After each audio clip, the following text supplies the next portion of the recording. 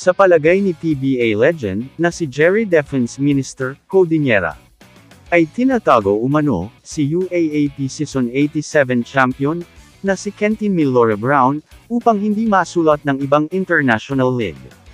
Dagdag pa ni Codinera, dapat na daw pawalan si Milore Brown, dahil marami daw nag-aabang sa manlalaro. Ayon naman, sa isang article ni Homer Sison, na hindi pinangalanan. Binatikos daw, ng dating NBA executive ang SBP, sa hindi pagpansin kay Kentin Milore Brown, sa Gilas Pool. May favoritism ba? Kinwestiyon, ng isang dating NBA executive, at national team coach. Kung bakit hindi sumali si Kentin Milore Brown, sa Gilas Pilipinas Pool. Tinawag itong hindi makatwiran, at idiniin ang pangangailangan, na palaging isama ang pinakamahusay na mga manlalaro. Nagpahiwatig siya ng paboritismo sa Philippine basketball, kung saan inuuna ng mga pinuno, ang mga manlalaro, mula sa mga pinapaboran na koponan. Wala pa naman nilalabas ang SBP, tungkol sa usapin ito. Kung may kulang pa ba, sa mga papeles ni Milore Brown. Sa ibang balita, tuluyan na ngang nalaglag, ang defending PBA Commissioner's Cup champion, na San Miguel Beermen.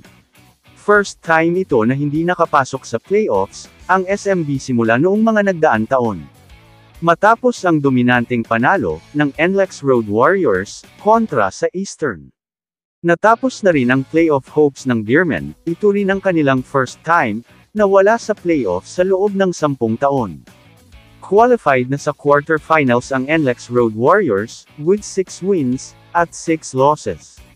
At naghihintay na lamang ng official sa rangkang, matapos ang elimination round. Sa kauna-unahang pagkakataon sa loob ng maraming taon. Opisyal na ngayong natanggal ang San Miguel Beermen, sa playoffs contention. May mangyayari nga bang trade, revamp anumang oras?